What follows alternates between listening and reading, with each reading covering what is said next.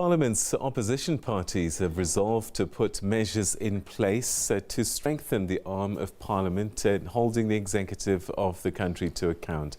Opposition parties held a meeting earlier today and they agreed to ensure the convergence so that parliamentary processes are watertight in holding the executive to account. Well, for more on some of the issues discussed in the meetings is the African Transformation Movement President Vuyolwethu Zungula. Thank you so much indeed for joining us and welcome to the program. Evening, Peter, and evening to your viewers. Oris, give us a sense of what came through these discussions and what you managed to agree. Look, Peter, what is important is that people must know that oversight is really the purview of opposition parties. You will recall that last year, a member of the ANC tried to provide oversight over President Ramaphosa by asking Scopa to summon Ramaphosa to account for his statement that he was aware of public funds being used for ANC conferences. That member was subsequently suspended and removed from the National Assembly by the ANC. Therefore, our call that opposition parties must collaborate more and work together on the issues of oversight. It is really because it is only the opposition that can provide effective oversight. Individually, the parties have been trying their own means and ways. However, they've been frustrated by the Speaker, and there have been a lot of processes that have been delayed by the Speaker. However, we believe that when opposition parties are working together, they might be positive. In fact, we are definite that there will be positive outcomes from that working together. So that is why opposition parties have come together to say, let us hold Ramaphosa accountable for one, the performance, his performance on governing the country. You look at the state of criminality in our country, the unemployment, the state of the selling of the SOEs, and the general unhappiness of the citizens of our country. The other element is the element of criminality that results from the issue of pala. We note that, there's public protector who is busy doing an investigation. We note the other institutions that have been delaying. Look, Peter, it does not take 2 months for SARS to say the monies that were exchanging hands in Pala were declared and the relevant taxes were paid. However, it's been 2 months and nothing has been happening, simply because all of the other institutions from your Hawks, NPA, all of the other institutions, they are dependent on Ramaphosa for employment. However, opposition parties are not at the mercy of Ramaphosa. That is why it's critical for opposition parties to come together and provide effective oversight. All right, so you're saying that the police are not doing their job, the NPA, the public protectors busy on this case at this time, they are all dawdling because they're doing the president favors? Definitely. Look, the issue of foreign currency, everyone knows what the rules are when it comes to holding foreign currency. Does it take 2 months for that respective institution to come outright and state what the law is and what transpired in Pala? Also on the issue of SARS, if there was any proof that Ramaphosa indeed did declare those monies and the relevant taxes were paid, and SARS was well aware of the of the transactions, SARS would have already communicated to the public that here is a proof that indeed everything that happened in Pala was above board.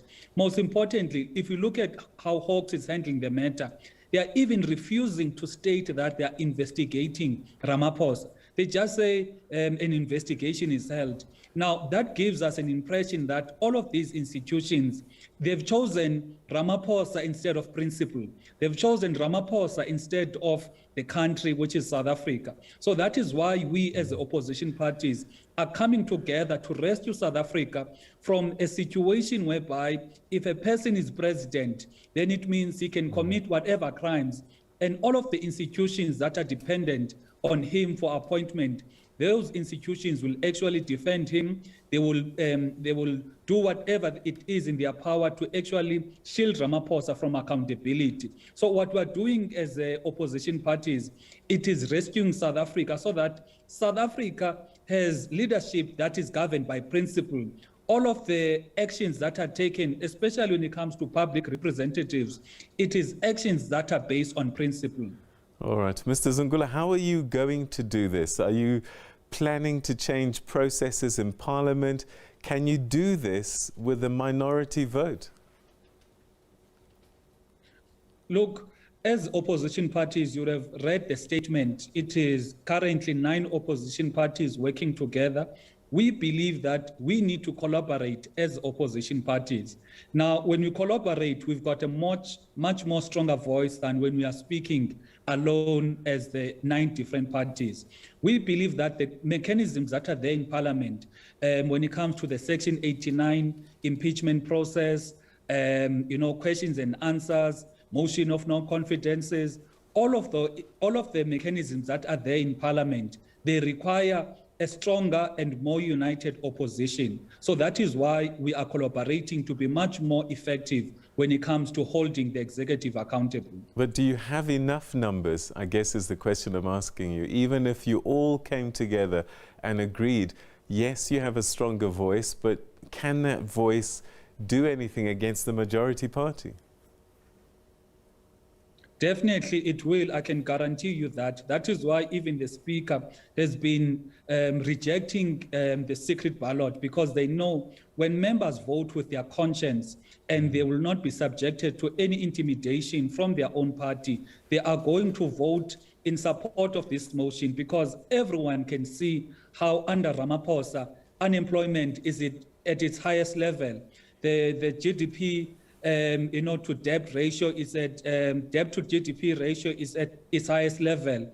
If you look at the issues of the failing SOEs, how Ramaphosa is selling SOEs, all members of the ANC actually do attest that under the leadership of Ramaphosa, nothing is positive in our country. You've heard ministers, you've heard even premiers talking about how the governance of Ramaphosa is not bringing any joy for the people of our country. However, they are stuck because their party, if it is an open ballot, will dictate as to how they should vote. However, via secret ballot, members will vote in line with their conscience and what they see and what they aspire South Africa to be. So that is why we are going to push as well that the manner in which Ramaphosa must be held accountable, it must also be via a secret ballot, because it is the only way to protect members of Parliament from victimization and intimidation from their own party. Have you given yourselves a timeline? What sort of outcome are you trying to get to? Most importantly is that Ramaphosa must account for Phala, because we need to send a strong message that whoever occupies that presidential seat, it must be a person that can have confidence from opposition parties, the judiciary, civil society. Now, to have a person who is accused of money laundering, tax evasion, the kidnapping and torturing of women, that as opposition parties, we can never agree to. We can never allow a situation whereby thugs are actually in control of our country, because it means our country will be compromised. And the decisions that are taken, for example, who would be confident to say that the appointment that have been done by Ramaphosa for the past couple of months or since 2020 have not been done to protect him from, accounting on Phala. The appointment of the Chief Justice, the appointment of the police commissioner, who gets even the suspension of Advocate Mkhwebane, who can confidently say that all of those suspensions and appointments were not influenced by the fact that he had some crimes that he may have committed. So as opposition parties, we want South Africa to be a better country. And for that to happen, the leader or the president of the country must give confidence. It must not be a person that is mired in such scandalous transgressions to the law. So that is why we are adamant and we are You know, we are not going to be swayed. We are not going to be made to believe that this is wrong, because accountability is the one thing that will make South Africa a better place. So the timelines will communicate in the press conference next Wednesday. All right. That's where we'll leave it for today. But thank you so much indeed for explaining your position and what you're trying to do as the opposition grouping. Thank you for your time, sir. Thank you.